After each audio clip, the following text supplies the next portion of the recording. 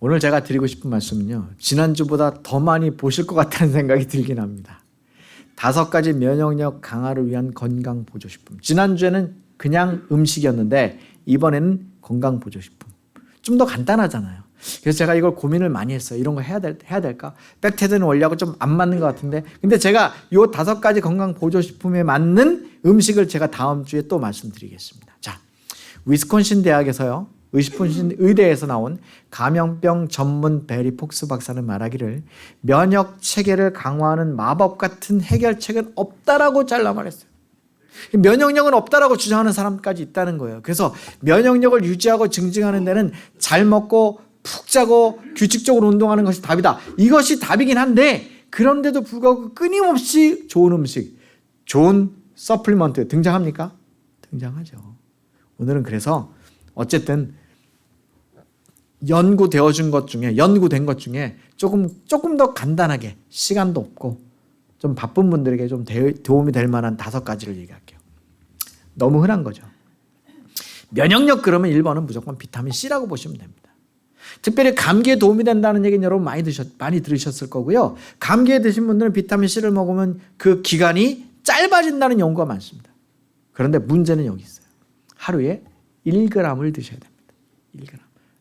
작지 않습니다. 1g은요. 미리그램이 아니라 1g입니다. 1000ml. 이 정도를 드셔야 된다 하는 겁니다.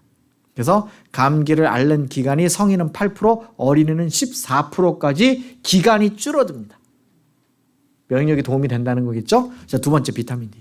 비타민 D가 면역에 도움이 된다는 얘기는 너무나 유명합니다.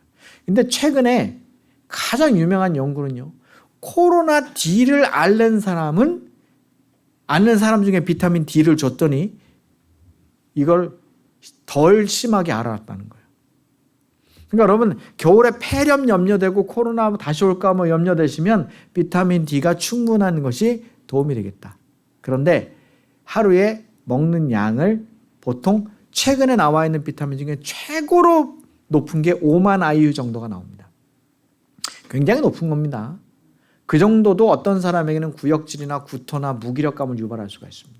그래서 보통 5,000에서 10,000 IU 정도를 많이 권하는데, 실제로 여러분이 병에 걸렸거나 병을 치료하려면 한 5만 IU를 사실상 쓰기도 한다는 것 잊지 마셔요. 그러나 요거는 조금 조심하셔야 되기 때문에 부작용이 좀 있어요. 그래서 사용하실 때는 꼭 상담을 해주시면 좋겠습니다. 어쨌든 비타민 D, 제가 다음에 요거 자가면역 질환하고도 관련이 있습니다. 그래서 비타민 D는 그래서 그거 한번 또 강의 때 얘기할게요.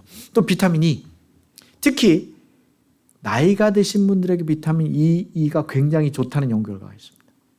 비타민 E, 그래서 면역 기능을 높이는데, 특별히 나이가 드신 분들의 면역 기능을 개선하는데 굉장히 도움이 되더라. 비타민 E를 200 IU 정도만 1년간 먹었더니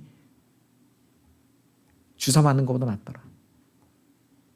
굉장히 좋은 연구예요. 여러분이 생각할 때 이 플루샷이 굉장히 도움이 많이 된다고 생각하는데, 평균적으로 매년 그저 평균을 내면 50에서 60% 정도 막습니다. 주사가.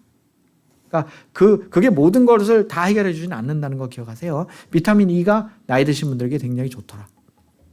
아연, 특별히 누구에게 좋을까요? 다 좋지만 남자분들에게 좋습니다. 남자분들에게 굉장히 좋고요. 아연을 보충제로 하루에 80에서 100mg을 꾸준히 썼을 때 이 감기도 기간이 심지어는 2주를 앓을걸요. 열흘 안에 끝나고.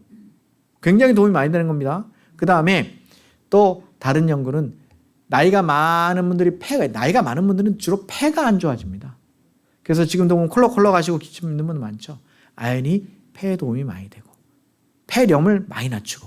근데 이것도 많이 먹으면 소화불량, 설사, 구토 이런 게 있어요. 그래서 잘 의논해 주시는 게 좋고, 특히 아연은 남자분들이 이 남성성을 살려주는 아주 중요한 보충제입니다. 마지막 5번째는요, 유산균입니다. 유산균은 10억 마리, 20억 마리 이런 거는 크게 효과가 없습니다. 유산균의 가장 중요한 핵심은 뭐냐면요, 몇 억 마리가 들었느냐, 첫 번째. 근데 더 중요한 게 있습니다. 몇 가지 종류의 유산균이 들었느냐가 중요합니다. 저희가 우리 쓰는 백텐에서 쓰는 팩토리된 장 이런 데는요. 한국에서 허락하는 20개의 유산균, 가장 중요한 20개의 유산균이 다 들어 있습니다. 그런 종류도 중요합니다. 그래서 유산균도 최근에는 자가 면역 질환, 그다음에 수많은 알츠하이머 이런 거, 알츠하이머나 그런 뭐 치매나 이런 거 안 걸리려면 장을 아무거나 먹으면 안 된다. 이런 게 최근의 연구 결과입니다. 제가 고기 함부로 먹지 말라는 얘기를 제가 참 많이 하는데 호흡기 질환도 예방한다고요. 이게 면역력에 유산균이 굉장히 도움이 많이 됩니다. 그래서 제가 오늘 5가지를 얘기했다는 거. 비타민 C, 비타민 D, 비타민 E, 아연 그리고 유산균. 이 5개가 면역력에 엄청 도움이 많이 된다는 거. 뭐 다른 것도 있지만 이 5개가 참 도움이 많이 됩니다.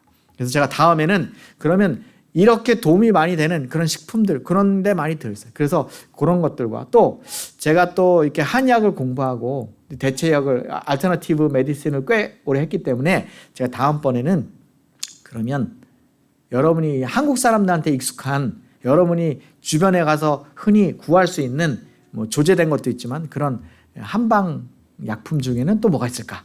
면역력에 도움이 되는 게 뭐가 있을까? 여러분이 쉽게 접할 수 있는 것들 또 한번 다음에는 안내해 보도록 하겠습니다. 감사합니다.